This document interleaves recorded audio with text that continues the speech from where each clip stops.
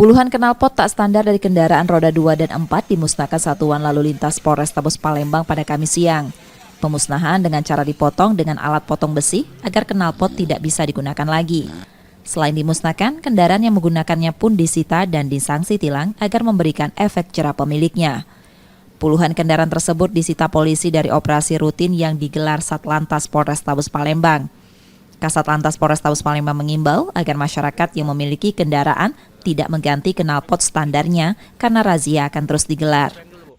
Minggu kemarin kami Satlantas Polrestabes Palembang telah berhasil mengamankan sekitar 35 kendaraan unit mobil dan 28 unit motor. Dan saat ini untuk masyarakat yang melanggar sudah kita lakukan penilangan dan mereka disarankan untuk langsung membayar denda dan bisa setelah membayar denda mereka bisa mengganti dan membawa kendaraannya kembali ke rumah. Namun sebelumnya mereka wajib mengganti knalpotnya sesuai dengan standar.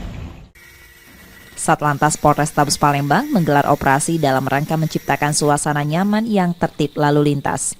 Yudi Kiswanto, Kompas TV, Palembang, Sumatera Selatan.